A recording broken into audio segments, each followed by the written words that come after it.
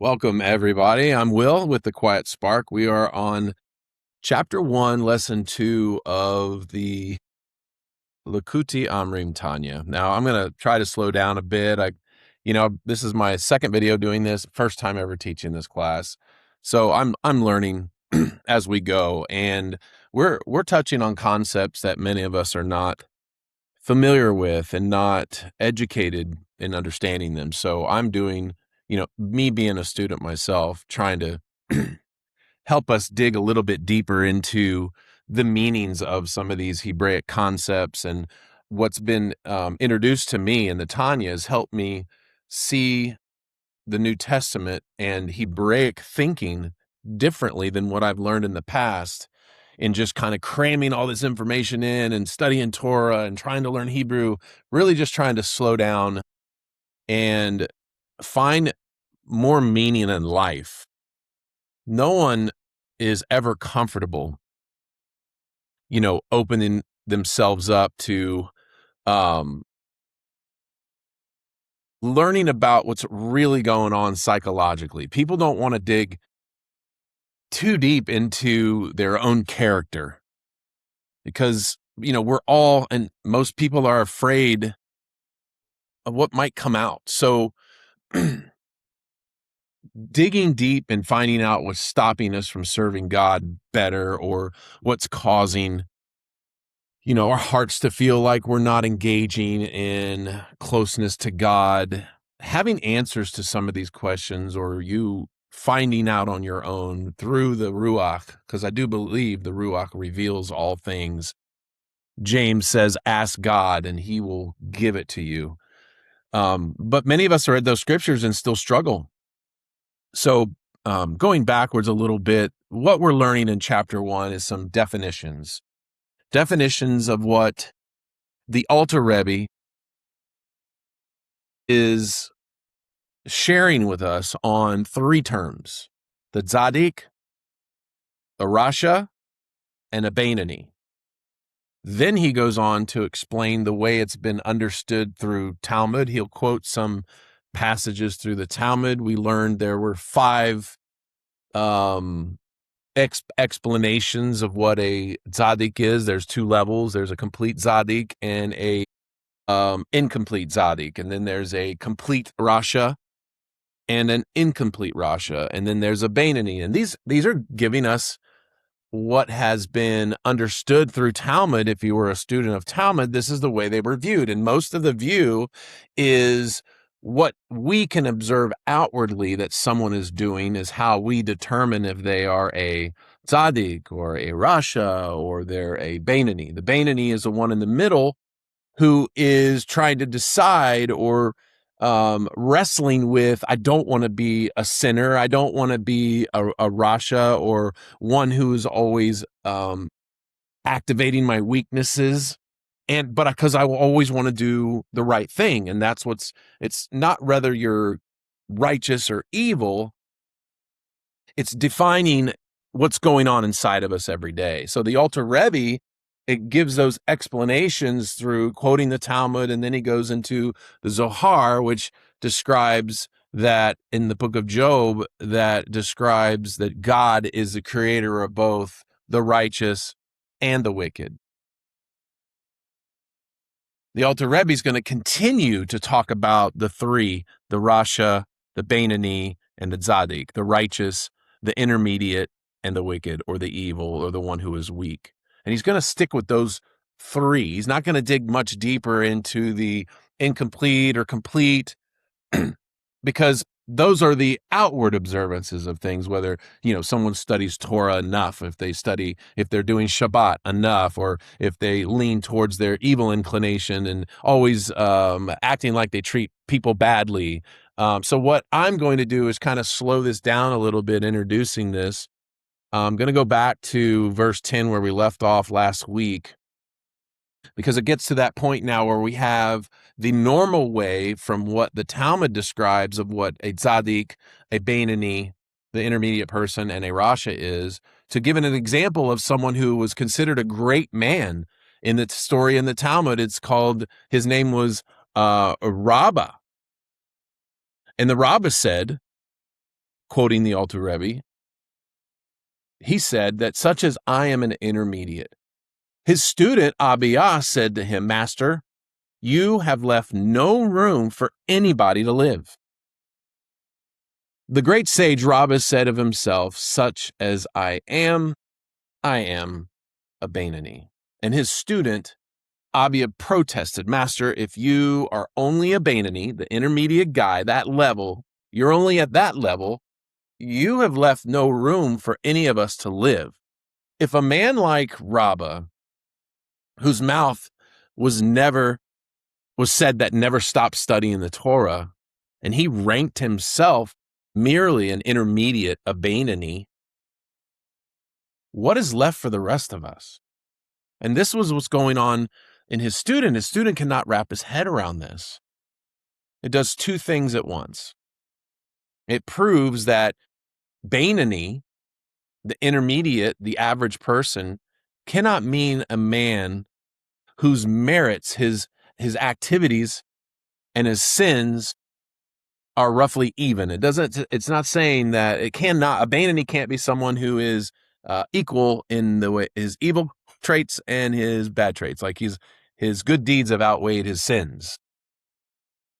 Since no one would describe the man, the great Rabbah, who never ceased to study Torah, no one would describe him that way. And it hints that the Bainani is a far higher figure than the word actually sounds. And it's high enough that a master could honestly reach for it and still feel he had not arrived. Why is that? Because what we're dealing with is not how much I study or how much I sin. It's because it's gone internal. Because even the great Rabbah, who studied Torah unceasingly, still recognized within himself, I still struggle within. Something's, I have to fight this battle that's going on that's actually allowing me to study Torah or trying to prevent me from studying the Torah. I hope I'm making sense there. So it's really not what you're doing outwardly. It's what you're struggling within daily, minute by minute, hour by hour, to actually study the Torah. I'm using that as an example. Or read the Bible, or pray. Rabbi Shaul speaks the same way. Paul says, not that I've already attained or have already been made perfect, but I press on. Even he was speaking in the language of, outwardly I do those things, but it's not that I've attained these things. You hear of all the things I'm doing, but I've not arrived. I keep pressing on. He never treated yesterday's victories as permission to stop pursuing God today. Yeshua taught the same humility when he said, quote, when you have done all that you were commanded, say this, we are unworthy servants. We've only done what was our duty. Luke 17:10. The common thread is a refusal to rest in one's own progress, meaning I've done it, I'm good. The person who is growing closest to God is often the one most aware that there's still farther to go and more to do. Luke 17:7-10. Let's read the whole parable that Yeshua speaks. He says, but if you have a slave who is plowing or tending sheep, who among you will say to him when he comes in from the field, come on right in and recline at the table? But won't he instead say to him, prepare something for me to eat, and dress yourself, and wait on me while I eat and drink. Afterward, you may eat and drink.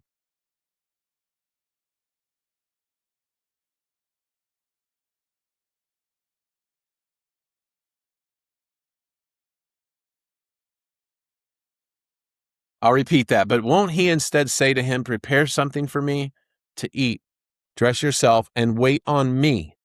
The master saying this to the slave. Wait on me while I eat and drink, and afterward you may eat and drink.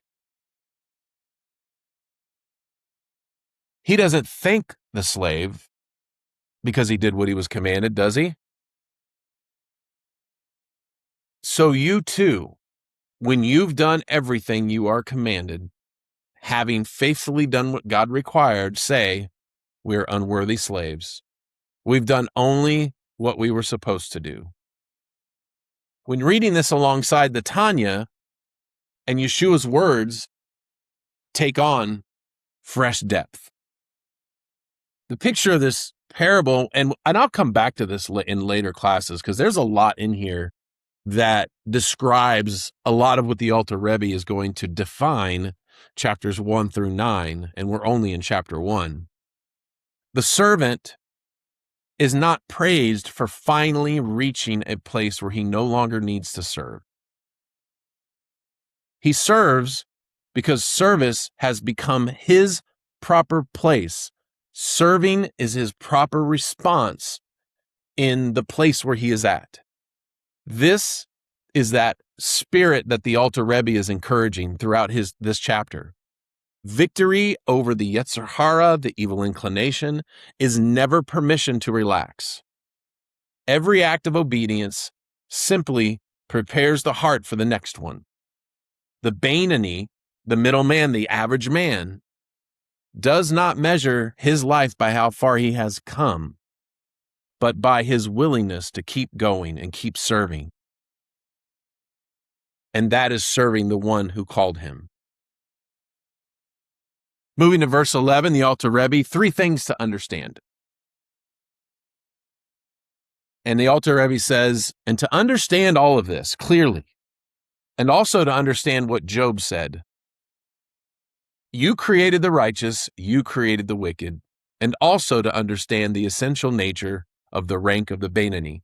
So after learning what the Talmud has said, that the ways of viewing what a Tzadik, a Bainani, and a Rasha is, the Alter Rebbe says now, to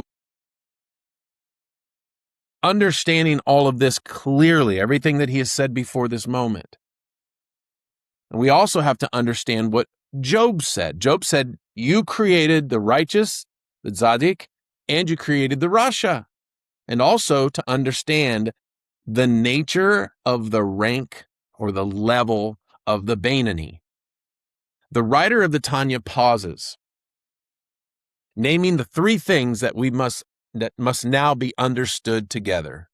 The apparent contradiction in the oath that we learned in the first verse of the Tanya, Job's hard cry that God created the Tzadik and he created the Rasha, the wicked, and at the center, the real nature of the Bainani.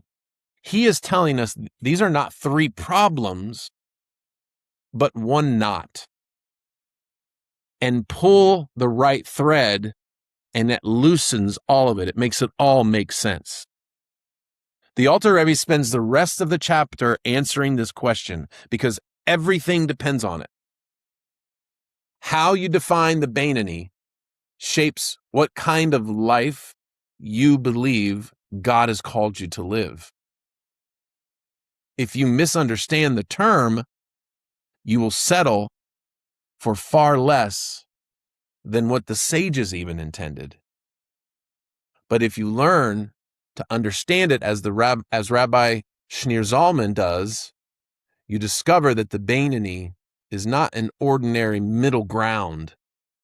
It is a life of continual faithfulness, one that few are willing to pursue. As I've said in the beginning, maybe I haven't, but studying the Tanya is going to get uncomfortable. Because now it's not about, you're not checking to see what you've done. Did I read enough today? Did I read my Torah? Did I read my prophets? Did I read my writings? Check, check, check. What the Alter Rebbe is trying to get us to do is move away from that. Not that that's bad, but let's start focusing on the motives and the intentions. Let's start focusing on the internal struggles, the internal wins and victories, and the internal battles that we have every moment, every hour, every day. The Alter Rebbe continues, for certainly He is not one whose merits and sins are half and half. For if so, how could Rabbah, the gentleman we talked about before in the Talmud, make a mistake in calling himself a Bainani, when it is known that his mouth never ceased from study? Here, the Alter Rebbe corrects a common misunderstanding. If the Bainani were simply a person whose merits and sins were evenly balanced, which is not how we're defining the Bainani, then Rabbah could have never called himself one. Because obviously, the man never ceased from studying Torah. It was obvious that his merits outweighed his sins. How could he call himself a Bainani who meets in the middle? Because that's not the definition of Bainani. Rabbah, whose lifelong devotion to Torah was beyond question, would not have mistaken his own spiritual condition. Since he called himself a Bainani, the definition must mean something else. The Bainani is not a person whose good deeds and sins are equal. The Alter Rebbe is about to show that the word describes something far deeper than a spiritual balance sheet. The reasoning matters as much as the result, because it shows where a person's true standing is measured. Not in the sum of deeds done or undone, the accountant's tally. A man may pile up a great surplus of good deeds and still not be what the Tanya means by a Tzadik. It doesn't matter how much you've done, because someone who has done a lot may not even be enough to be a Bainani, and someone who's done less could probably be at the level of Bainani. There's something more definitive about what this Bainani is. Another may do fewer and stand at a higher place. The real measure is the condition of your inner life. Who actually governs the heart? The gospel weighs the same way when it sets the gospel weighs the same way when it sets the widow and the widow who gave the 2 coins above the large gifts that the Pharisees and those who were wealthy gave. Heaven's scale is not reading the amount. Heaven's scale is what is the intentions. It's all about the heart. And this is what the Alter Rebbe here is trying to define. He's trying to eliminate the old way of looking at how someone is a tzaddik or who is righteous and who is not, because it really matters what's going on inside. So now we're going to go into part 13 of chapter 1, which says, and I quote, the Rebbe says, "For at the moment one sins, he is called a complete Rasha." So the moment someone sins, and we'll continue this, the moment someone sins, they're considered a complete Rasha. So if that's the case of defining what a Rasha is, I could never be a Bainani, because it says we all sin and fall short of the glory of God. So I'm constantly going to be a Rasha. And I would feel depressed. I would never even want to serve. So why would I strive to be a Bainani when I'm struggling with sin? I'm Rasha. I would just define myself as a Rasha.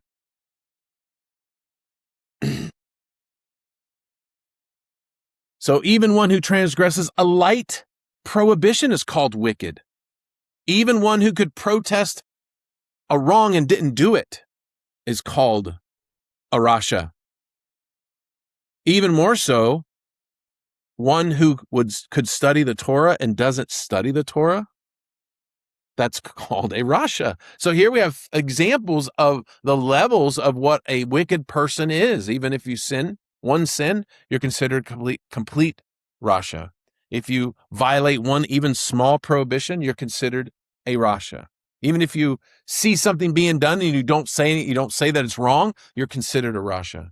And you can study Torah and you don't, you're considered a Rasha.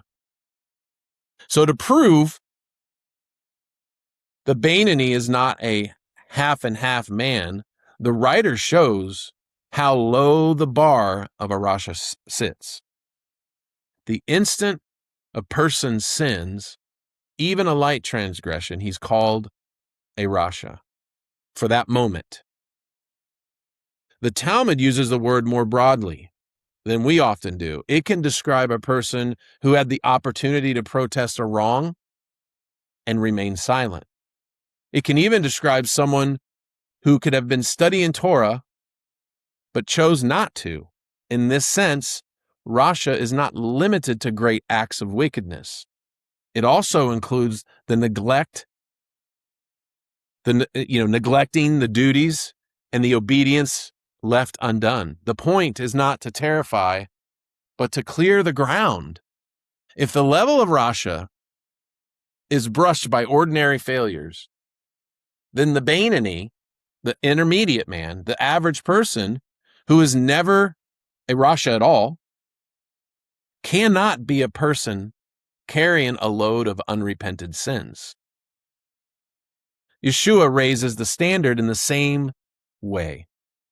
He teaches that anger toward a brother belongs in the same category that leads to murder. It's a pathway that leads to murder. Therefore, you're guilty of murder if you have anger or hatred towards your brother. Matthew 5:21-22. And he also said that even looking with lust has already committed adultery in the heart. Matthew 5:27-28. He's not inventing a new standard. The Alter Rebbe's not inventing a new standard. It is a standard that from back, even when the Torah was given on Mount Sinai, this has been the standard all along. The Torah was designed for you to study and work on that inner walk. What happened is people began to only outwardly do and not deal with the inside.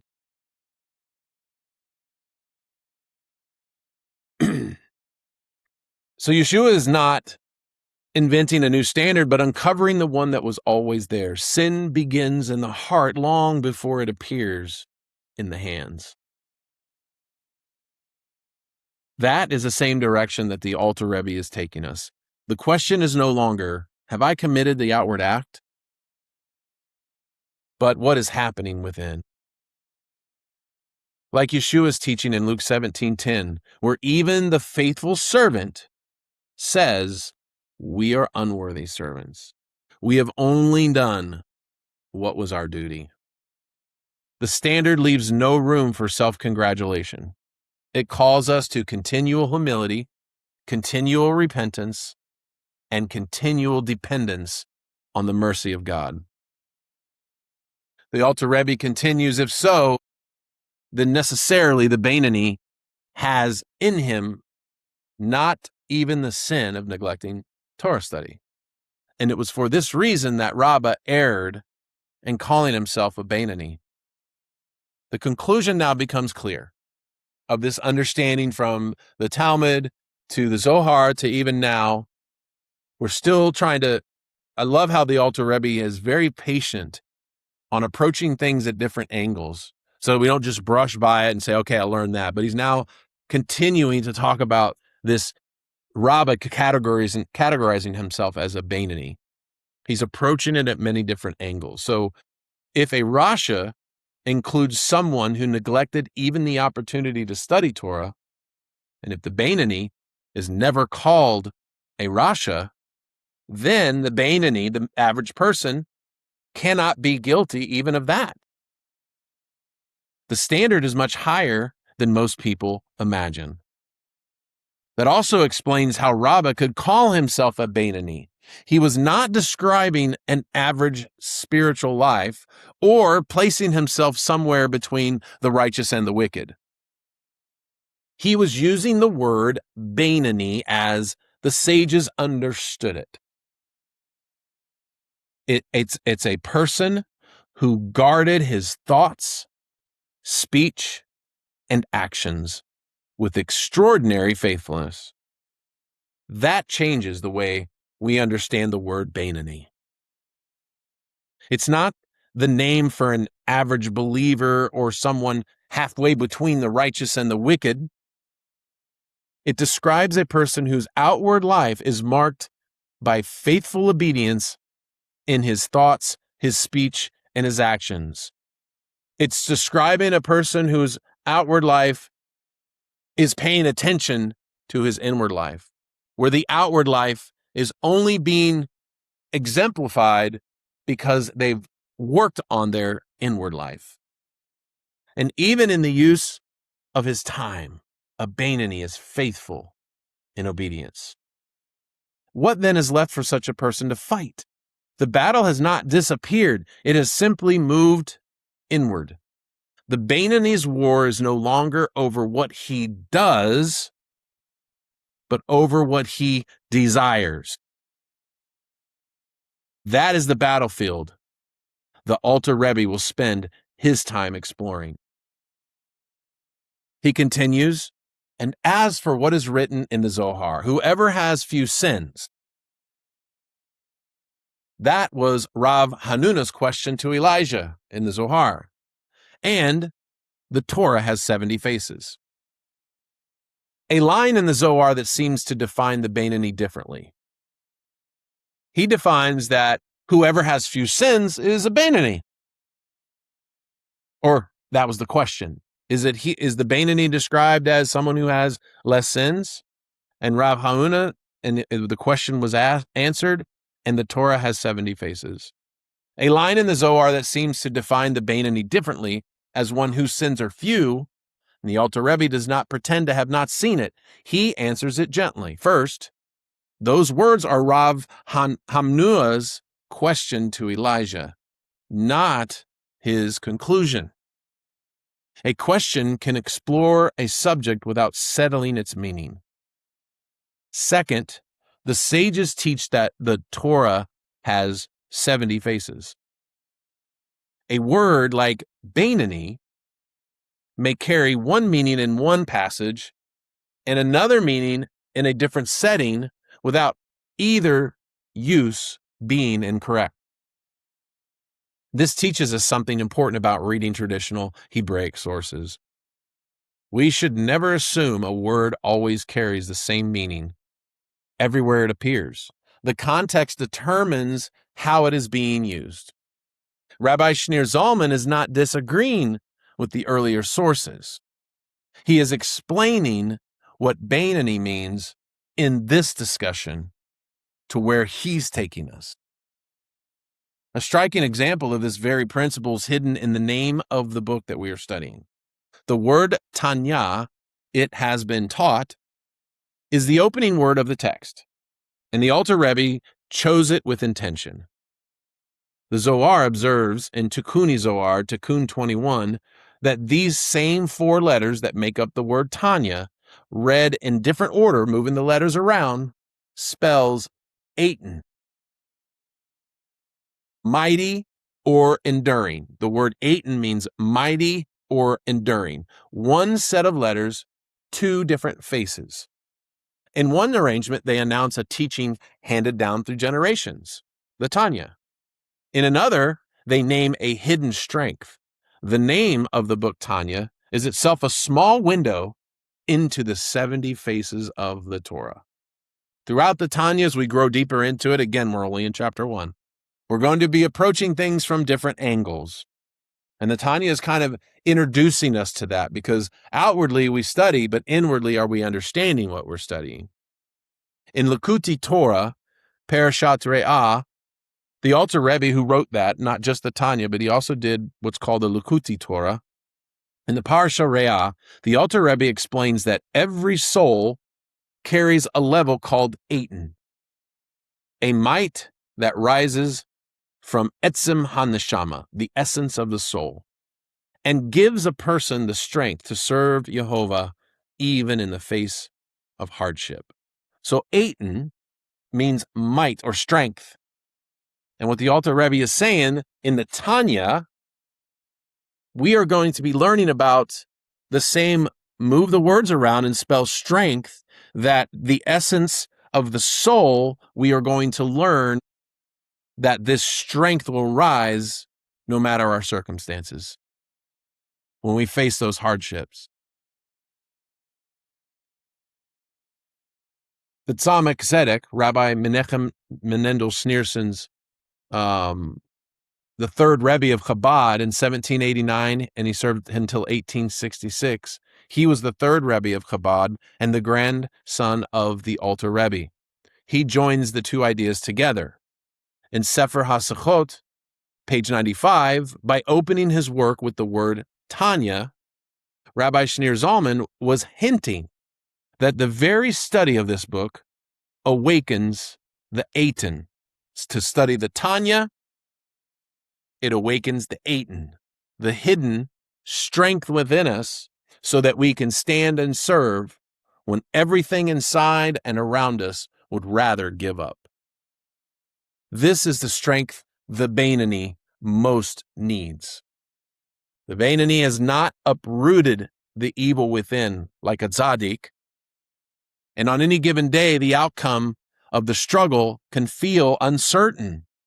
What carries him is not the settled calm of the Tzadik, the righteous one, but the Aten of the soul, the enduring strength and might and power that lets him choose rightly again, and then again, and then again. This is an ongoing battle, minute by minute, hour by hour, day by day. In the good news, the gospel describes the same hidden strength and locates its source in Mashiach. Paul writes to the Philippians, I have strength for all things through the Messiah who empowers me, Philippians 4:13. He tells the believers in Ephesus where that strength is found. Be strengthened in the Lord and in the might of his power, Ephesians 6:10. And he prays that it would reach the innermost place in a person, the very place the Alter Rebbe calls the essence of the soul. That he would grant you according to the riches of his glory, to be strengthened within the power through his Spirit in the inner man, Ephesians 3:16. Even as the outer self wears down, this inner strength is renewed. Therefore, we do not lose heart through our outer man. And though it's decaying, our inner man is being renewed day by day, minute by minute, hour by hour. 2 Corinthians 4:16. This is the Aten, the Bainani pulls from. Not a strength that ends the struggle, but a strength renewed in the inner man day by day. Enough for the next act of service, and the next act of service, and the next act. The Alter Rebbe continues in section 16. And what we commonly say, that one whose deeds are half and half is called a Bainani, what we commonly say is that, and one with a majority of merits is called a Tzadik. This is a borrowed name, used for the matter of reward and punishment, since a person is judged by his majority. Now he accounts for the ordinary way people talk. So no one thinks he is simply defying common speech. He's not saying that at all. This is what we do. We talk. We have a surface level of our words and our way we think. Yes, he grants in everyday use, we call a man whose deeds are roughly half and half, we call that man, he's an average person. The guy, he doesn't, his good deeds, yeah, I see him as kind of an even kind of guy. And one with more merits, we could say, oh yeah, he's definitely a Tzadik. I see him studying the Torah all the time.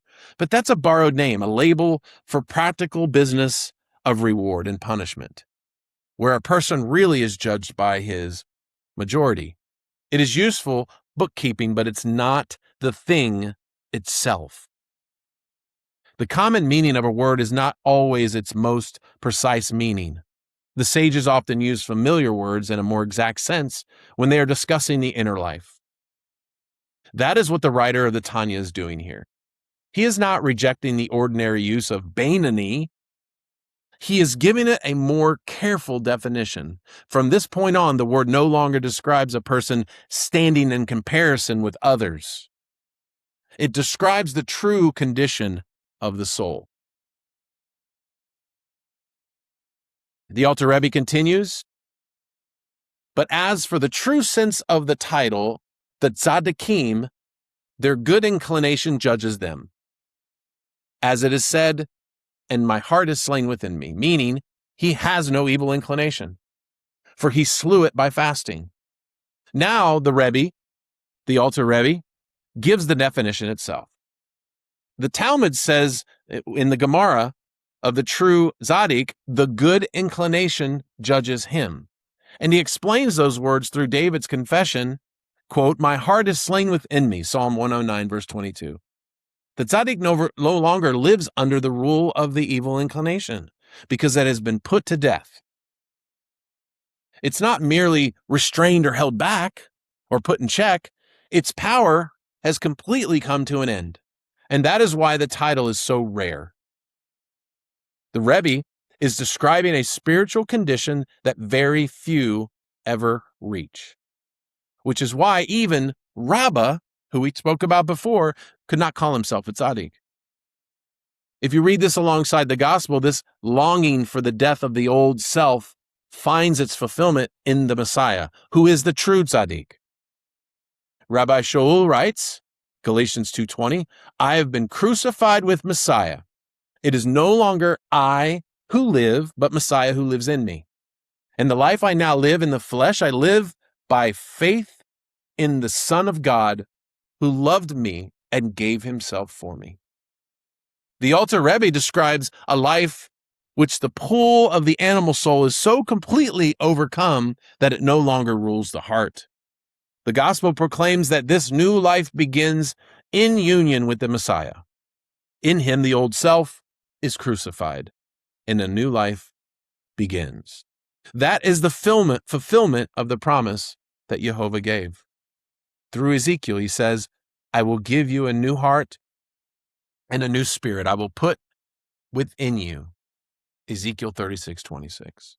Yet the struggle is not ignored. Rabbi Shaul can speak of being crucified with the Messiah and still tell believers to put death, the deeds of the body in Romans 8:13. Yeshua tells his disciples to take up their cross daily. Luke 9:23. In the first century, the cross was not a religious symbol, but Rome's instrument of execution. To take up one's cross was to embrace a path of self-denial that could cost everything.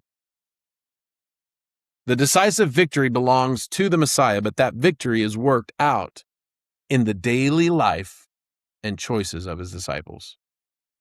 That's why most of us cannot honestly call ourselves tzadikim. We remain Bainani, learning day by day to bring every thought, every word and deed under the rule of the Spirit. As John reminds us, quote, if we say that we have no sin, we deceive ourselves. 1 John 1:8. The struggle is real, but so is the loving kindness, the chesed of Yehovah that carries us through it all.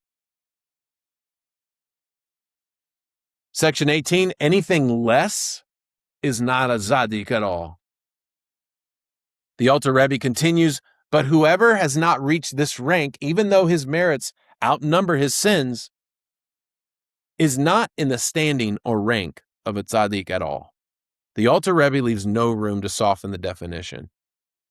Anyone in whom the evil inclination still has a hold, even if his good deeds greatly outnumber his sins, is still not a tzaddik in its fullest sense. The measure is not the number of good deeds a person has done.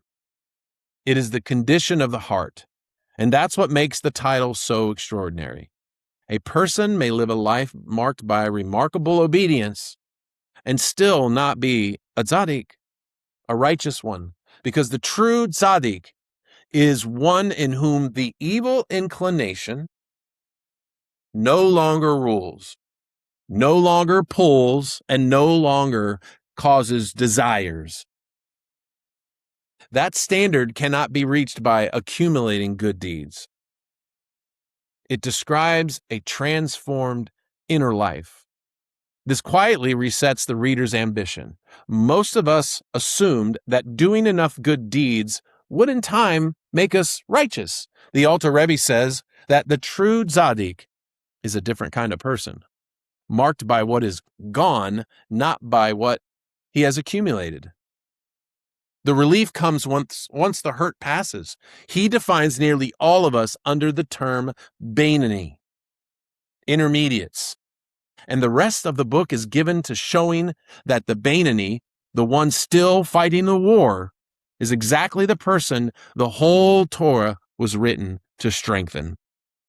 The Alter Rebbe continues, and so the sages said in the Midrash, the Holy One saw that the Tzadikim were few, so he arose and planted them in every generation, as it is written, and a Tzadik is the foundation of the world. Before leaving the Tzadik, the writer cites a Midrash, and that makes their rarity part of God's own design.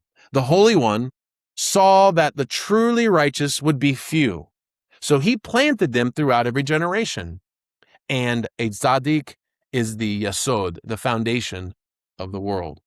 The complete Tzadik is not rare by accident.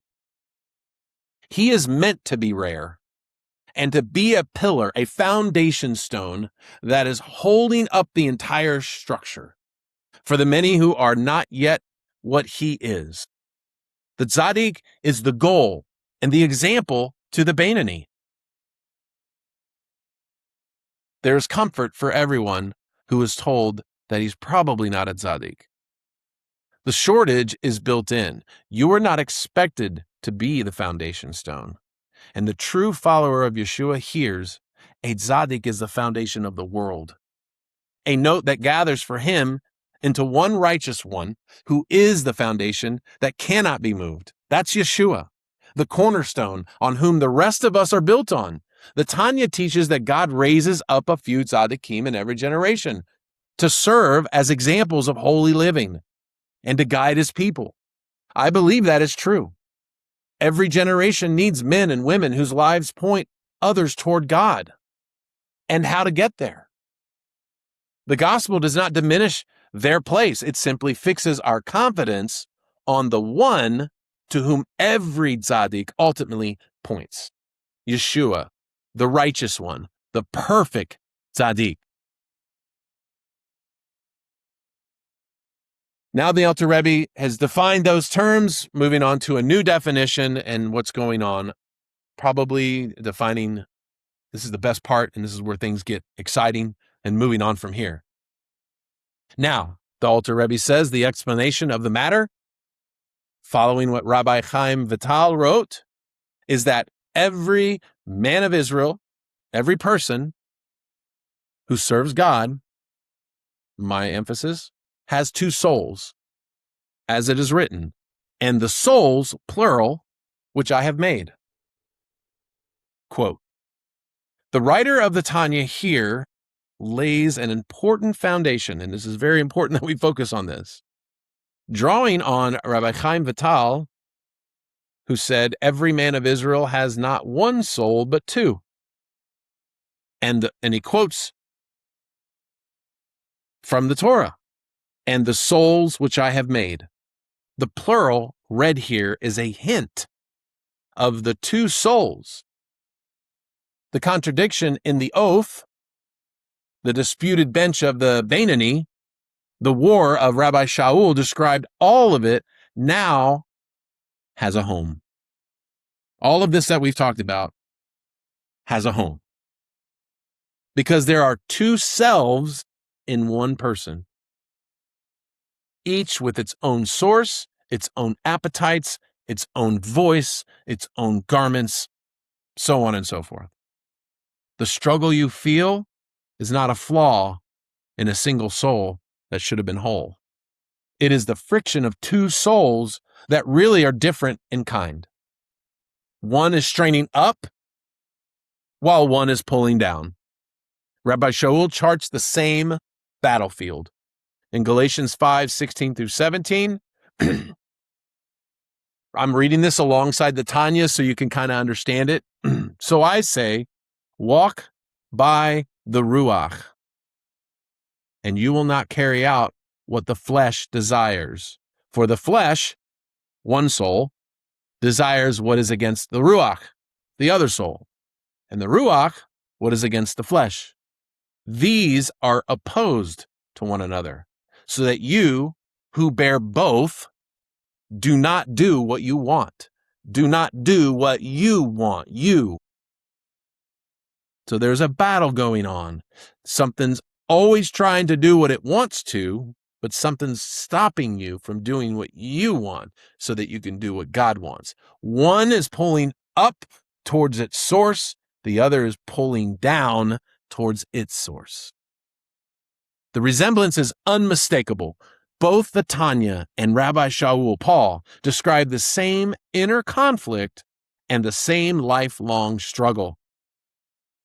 Both call us to refuse the rule of the lower nature and to live under the life that God has placed within each of us. The language is different, but the battle is the exact same. The struggle between the desires of the flesh and the desires of the spirit, between the animal soul and the godly soul. The calling is the same as well, to let the life God has given us govern our thoughts, our speech, and our actions. This verse is the doctrine of the Alter Rebbe builds on throughout the book, so it deserves a long look. The author of the Tanya teaches that a person of Israel has two souls, not one soul with two moods. The nefesh habahamit, the animal soul, is the God-given life force that runs the body and bends towards self. It's not that it's bad, it's useful. We just have to learn how to control it. And then the nefesh ha-Elohit, nefesh ha-Elohit, the divine soul, godly soul, which chapter 2 will call a portion of God above. This bends towards its source.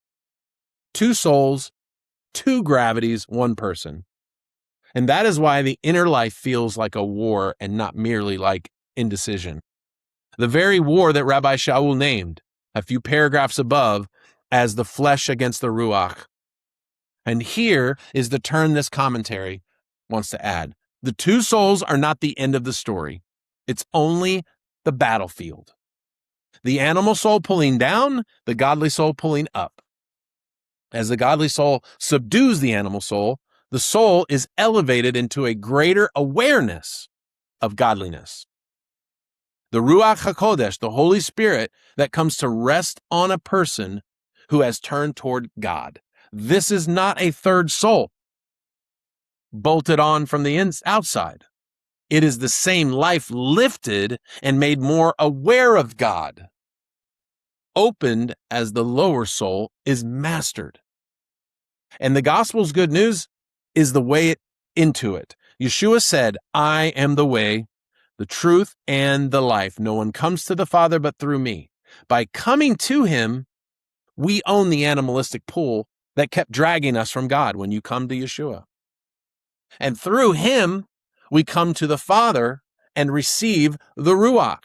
Two souls at war, says the Tanya, and above their war, for the one who turns to God, a rising into his spirit. Reach through the door that Messiah opens up to us all.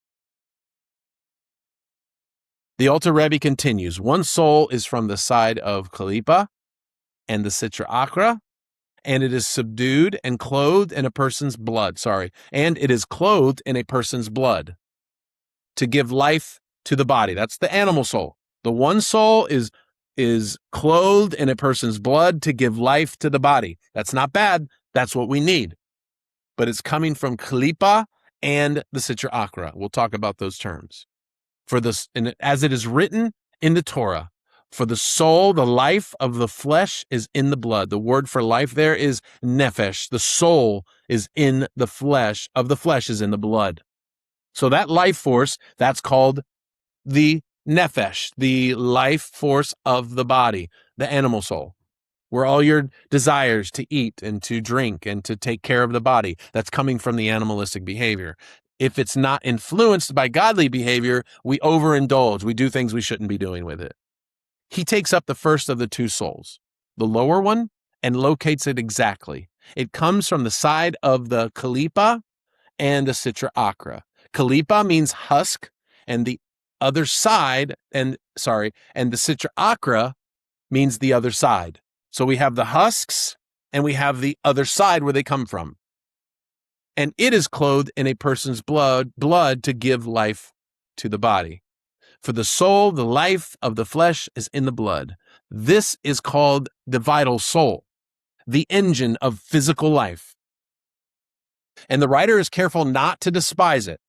It's not a demon smuggled into the body. It is the God-given life force of the animal self, our natural instincts living on this earth, only drawn from a place where holiness is hidden rather than shown. You have to dig. That it is clothed in the blood is more than a figure. The lower soul speaks through the body's heat and drives the surge of appetite and temper we rightly call hot-blooded. The realism is that bracing. The problem is not that you have a body or a life force. Both are gifts from God. But that this soul is sourced from a place where the divine is hidden and concealed. So its energies, left alone, doing what it wants, bend towards self-interest instead of interest toward God.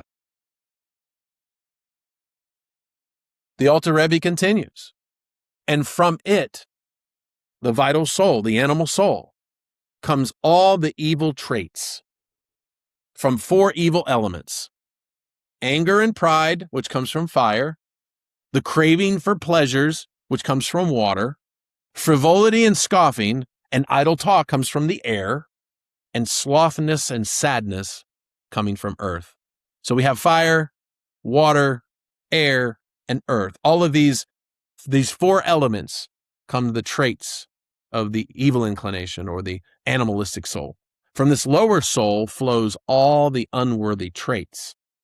And the writer maps them with a Jewish mystic or a Kabbalistic eye onto the 4 elements. So that character itself becomes readable. From fire, which leaps upward, comes anger and the pride that must rise above others. I have to be above. So that's fire's describing how pride is. It wants to elevate and be above and burn everything in its path because I'm better than you. That's what the animal soul, not being contained, does to us on the inside. From water, which spreads toward its own comfort, comes the cravings for pleasure. I just want to relax. I want some cake. I want 2 pieces of cake. And from air, light and restless, comes frivolity and mockery, that idle talk, that gossip that fills a room without feeding it. From earth, heavy and still, comes laziness and sadness that sinks a person into himself. This is not poetry. This is a diagnosis. And a diagnosis points to a cure. Each fault is an energy bent the wrong way, not an alien intruder. The fire that flares into anger is the same fire that, turned upward in the right way, becomes a zeal for God. The earth that drags gloom is the same gravity that rightly sets becomes humility and steadiness. The New Testament gives the same inventory in the works of the flesh. It's set against a fruit of the Spirit that often redeems the very same raw force. The passions are not to be killed, but converted, subdued, and controlled. The Alter Rebbe continues, and even good traits such as compassion and acts of kindness come from it. For in Israel, this soul is from Klipot Noga, which contains some good. This is not for the souls of the nations, which are from the other impure Klipot, in which there is no good at all. The chapter ends on its most delicate point, and it's easy to hear this the wrong way, and it's easy to hear it as something that the writer did not say. Even the good traits a person shows, he says, natural compassion, instinctive kindness, flow from this lower animal soul. In all of us, that soul is drawn from klipa noga, the husk of brightness having some light in it. And we'll dig deeper in this as we move on in later chapters.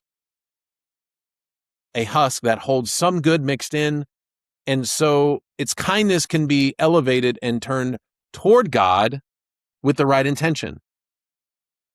At this point, the Alter Rebbe turns to a statement that has puzzled readers for generations.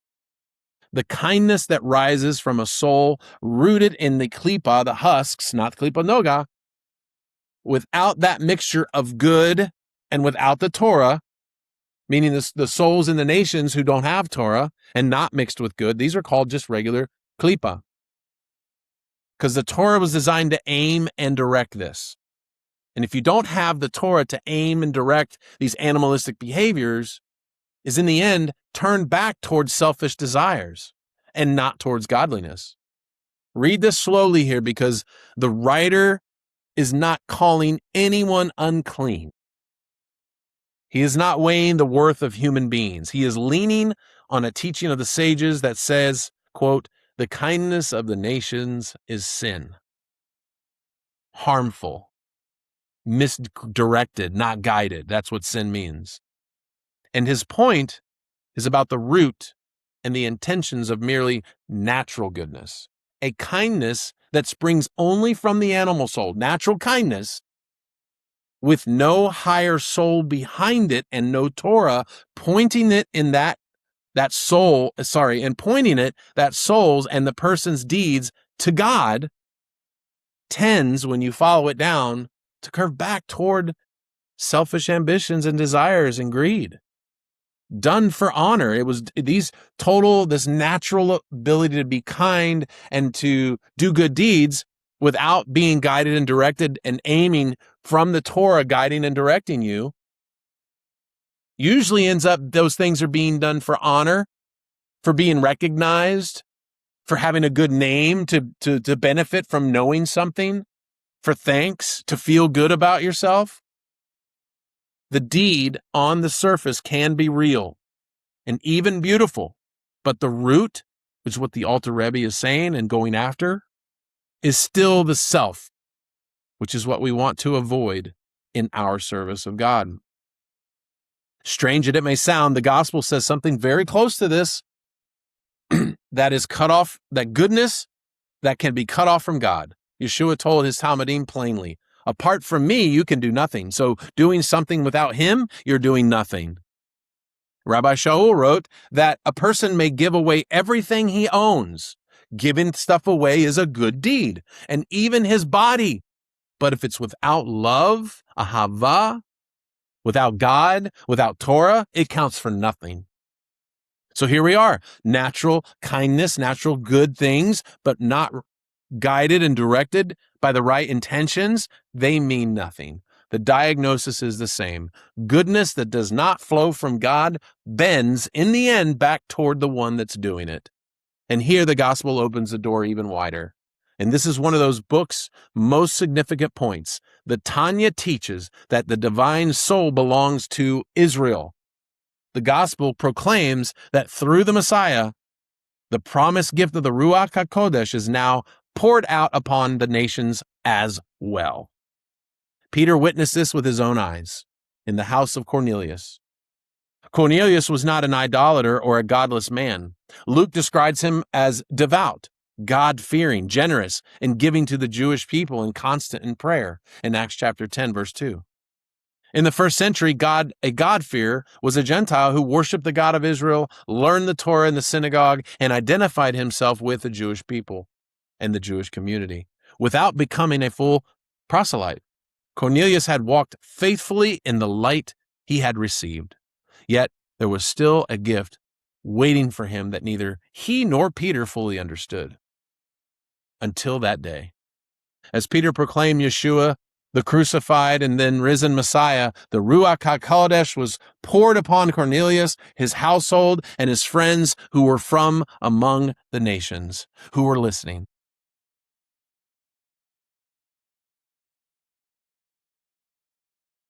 To understand the Alter Rebbe's words, closing with this, we have to keep this map of the soul in view. He teaches that the animal soul of Israel comes from Klipa Noga, the translucent husk, where good and evil are mixed together and can be directed toward God and made right. The animal soul of the nations, he traces to the fully impure Klipa. He's not making a statement about a person's value or dignity before God. He is describing what he understands to be the spiritual source of natural human goodness. For support, he turns to the saying of the sages. Quote, the kindness of the nations is sin, chata, misguided kindness. Read in this context, the point is not the acts of kindness are evil. The question is deeper. What is the source of that kindness? The Alter Rebbe argues that kindness arising only from the natural soul ultimately bends back toward the self. It may seek honor, gratitude, and reputation, or even the quiet satisfaction of doing good. The deed may genuinely benefit another person, yet its deepest motive has not been wholly turned toward God. The New Testament also teaches that humanity cannot produce the life God desires in its own strength. Yeshua says, apart from me, you can do nothing. And Rabbi Paul writes that the mind of the flesh is hostile towards God. Yet the gospel also proclaims that what God promised through the prophets has now been opened to all nations. Through Israel's Messiah, the Ruach HaKodesh is poured out upon Jew and Gentile alike, giving the new heart and the new spirit promised by Ezekiel 36, 26 through 27. In that sense, the New Testament does not reject the Alter Rebbe's diagnosis of the human condition. It announces that the promised cure has now been extended to all who come to God through his Messiah.